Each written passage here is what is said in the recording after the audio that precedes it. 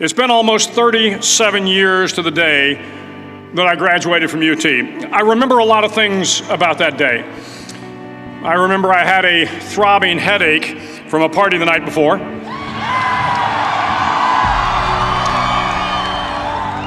And I remember I was getting commissioned in the Navy that day. But of all the things I remember, I don't have a clue who the commencement speaker was, and I certainly don't remember anything they said.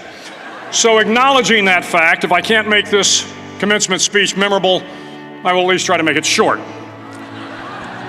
So the university's slogan is, what starts here changes the world. Well, I've got to admit, I kind of like it. What starts here changes the world. Tonight there are almost 8,000 students, or there are more than 8,000 students graduated from UT. So that great paragon of analytical rigor, Ask.com, says that the average American will meet 10,000 people in their lifetime. 10,000 people, that's a lot of folks. But if every one of you changed the lives of just 10 people, and each one of those people changed the lives of another 10 people, and another 10, then in 5 generations, 125 years, the class of 2014 will have changed the lives of 800 million people. 800 million people.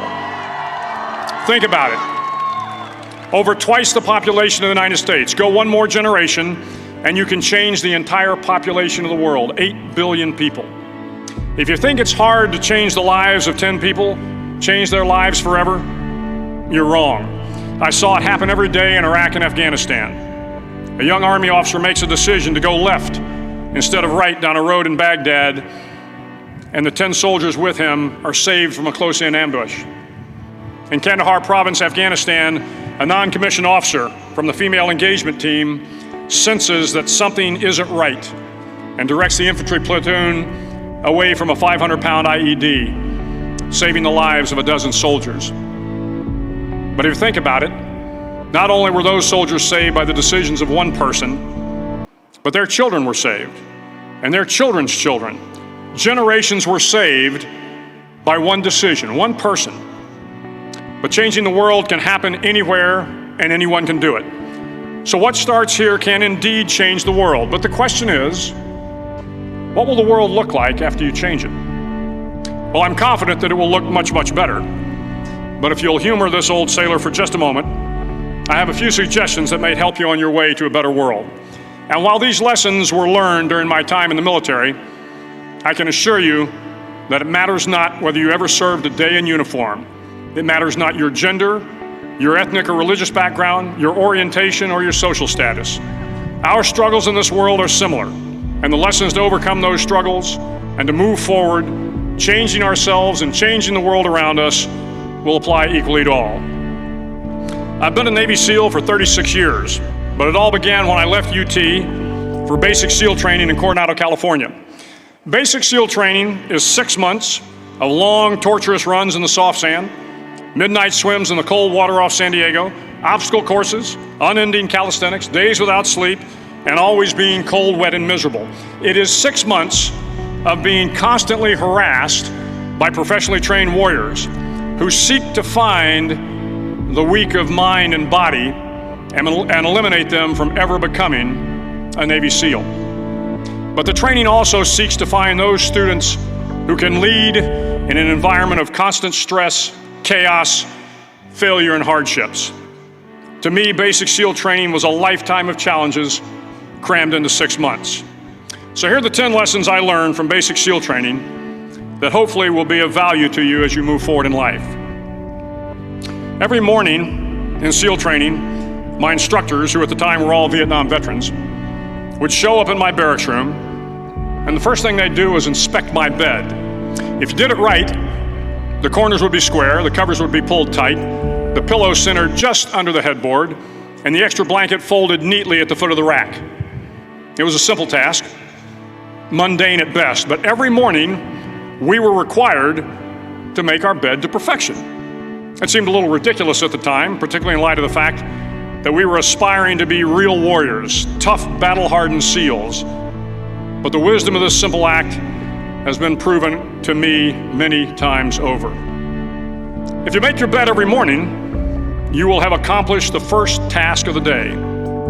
It will give you a small sense of pride, and it will encourage you to do another task, and another, and another. And by the end of the day, that one task completed will have turned into many tasks completed. Making your bed will also reinforce the fact that the little things in life matter. If you can't do the little things right, you'll never be able to do the big things right. And if by chance you have a miserable day, you will come home to a bed that is made, that you made. And a made bed gives you encouragement that tomorrow will be better. So if you want to change the world, start off by making your bed. During SEAL training, the students are all broken down into boat crews. Each crew is 7 students, 3 on each side of a small rubber boat, and 1 coxswain to help guide the dinghy. Every day, your boat crew forms up on the beach and is instructed to get through the surf zone and paddle several miles down the coast. In the winter, the surf off San Diego can get to be 8 to 10 feet high, and it is exceedingly difficult to paddle through the plunging surf unless everyone digs in. Every paddle must be synchronized to the stroke count of the coxswain. Everyone must exert equal effort, or the boat will turn against the wave and be unceremoniously dumped back on the beach. For the boat to make it to its destination, everyone must paddle. You can't change the world alone. You will need some help. And to truly get from your starting point to your destination takes friends, colleagues, the goodwill of strangers, and a strong coxswain to guide you. If you want to change the world, find someone to help you paddle.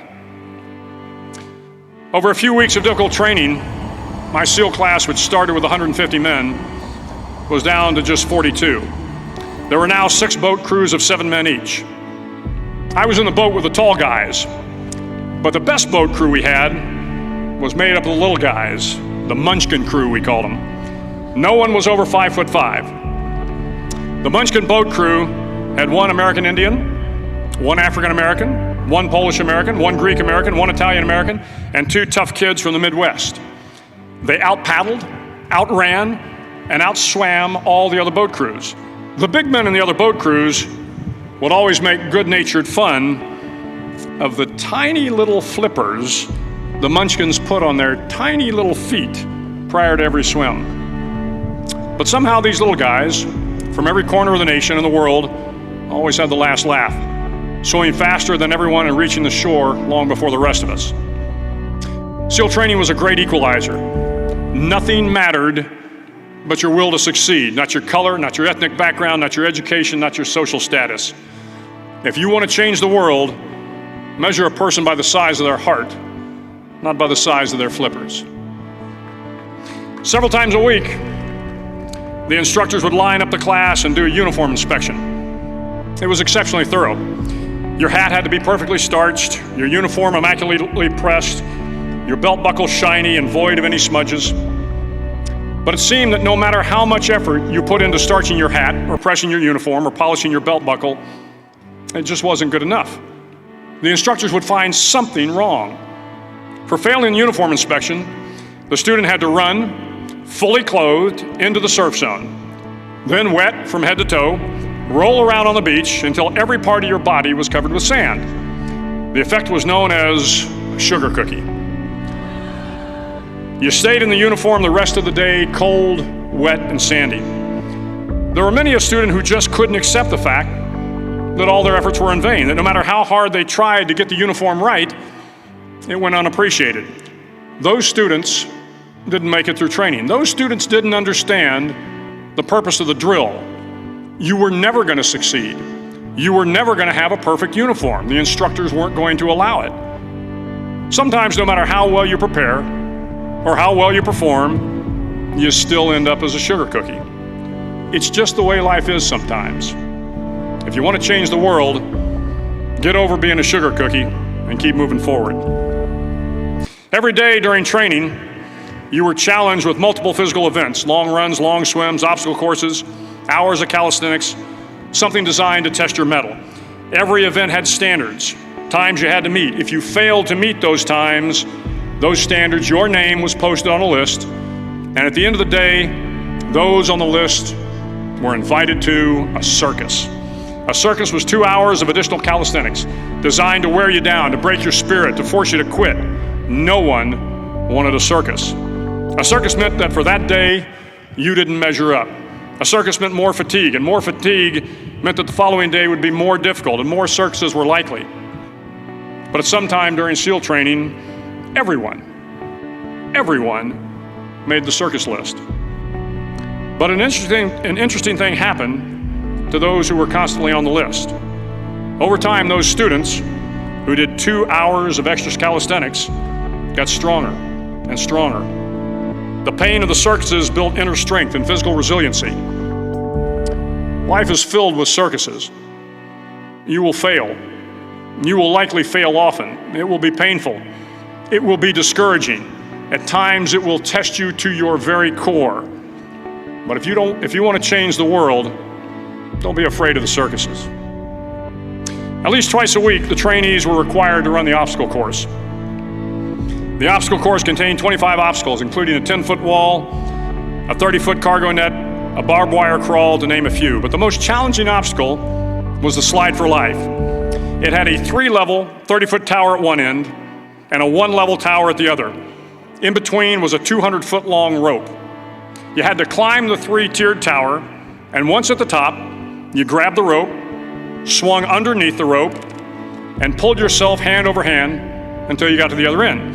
The record for the obstacle course had stood for years when my class began in 1977. The record seemed unbeatable until one day a student decided to go down the slide for life head first. Instead of swinging his body underneath the rope and inching his way down, he bravely mounted the top of the rope and thrust himself forward. It was a dangerous move, seemingly foolish and fraught with risk. Failure could mean injury and being dropped from the course. Without hesitation, the student slid down the rope perilously fast. Instead of several minutes, it only took him half that time. And by the end of the course, he had broken the record. If you want to change the world, sometimes you have to slide down the obstacles head first. During the land warfare phase of training, the students are flown out to San Clemente Island, which lies off the coast of San Diego. The waters off San Clemente are a breeding ground for the great white sharks. To pass SEAL training, there are a series of long swims that must be completed. One is the night swim. Before the swim, the instructors joyfully brief the students on all the species of sharks that inhabit the waters off San Clemente. They assure you, however, that no student has ever been eaten by a shark, at least not that they can remember. But you are also taught that if a shark begins to circle your position, stand your ground. Do not swim away. Do not act afraid. And if the shark, hungry for a midnight snack, darts towards you, then summons up all your strength and punch him in the snout, and he will turn and swim away. There are a lot of sharks in the world. If you hope to complete the swim, you will have to deal with them. So if you want to change the world, don't back down from the sharks. As Navy SEALs, one of our jobs is to conduct underwater attacks against enemy shipping. We practice this technique extensively during training. The ship attack mission is where a pair of SEAL divers is dropped off outside an enemy harbor and then swims well over 2 miles underwater, using nothing but a depth gauge and a compass to get to the target. During the entire swim, even well below the surface, there is some light that comes through. It is comforting to know that there is open water above you. But as you approach the ship, which is tied to a pier, the light begins to fade. The steel structure of the ship blocks the moonlight. It blocks the surrounding street lamps. It blocks all ambient light. To be successful in your mission, you have to swim under the ship and find the keel, the center line, and the deepest part of the ship. This is your objective. But the keel is also the darkest part of the ship, where you cannot see your hand in front of your face, where the noise from the ship's machinery is deafening, and where it gets to be easily disoriented, and you can fail. Every SEAL knows that under the keel, at that darkest moment of the mission, is a time when you need to be calm, when you must be calm, when you must be composed, when all your tactical skills, your physical power, and your inner strength must be brought to bear. If you want to change the world, you must be your very best in the darkest moments. The 9th week of training is referred to as Hell Week. It is 6 days of no sleep, constant physical and mental harassment, and one special day at the Mud Flats. The Mud Flats are an area between San Diego and Tijuana where the water runs off and creates the Tijuana Sloughs, a swampy patch of terrain where the mud will engulf you. It is on Wednesday of Hell Week that you paddle down to the Mud Flats and spend the next 15 hours trying to survive this freezing cold, the howling wind, and the incessant pressure to quit from the instructors. As the sun began to set that Wednesday evening, my training class, having committed some egregious infraction of the rules, was ordered into the mud. The mud consumed each man till there was nothing visible but our heads. The instructors told us we could leave the mud if only 5 men would quit. Only 5 men, just 5 men, and we could get out of the oppressive cold. Looking around the mud flat, it was apparent that some students were about to give up. It was still over 8 hours till the sun came up. 8 more hours of bone-chilling cold. The chattering teeth and the shivering moans of the trainees were so loud, it was hard to hear anything. And then one voice began to echo through the night. One voice raised in song. The song was terribly out of tune, but sung with great enthusiasm. One voice became 2, and 2 became 3, and before long, everyone in the class was singing. The instructors threatened us with more time in the mud if we kept up the singing, but the singing persisted, and somehow the mud seemed a little warmer, and the wind a little tamer, and the dawn not so far away. If I have learned anything in my time traveling the world, it is the power of hope, the power of one person, a Washington, a Lincoln, King, Mandela, and even a young girl from Pakistan, Malala. One person can change the world by giving people hope. So if you want to change the world, start singing when you're up to your neck in mud. Finally, in SEAL training, there's a bell. A brass bell that hangs in the center of the compound for all the students to see. All you have to do to quit is ring the bell. Ring the bell, and you no longer have to wake up at 5 o'clock. Ring the bell, and you no longer have to be in the freezing cold swims. Ring the bell, and you no longer have to do the runs, the obstacle course, the PT, and you no longer have to endure the hardships of training. All you have to do is ring the bell to get out. If you want to change the world, don't ever ring the bell.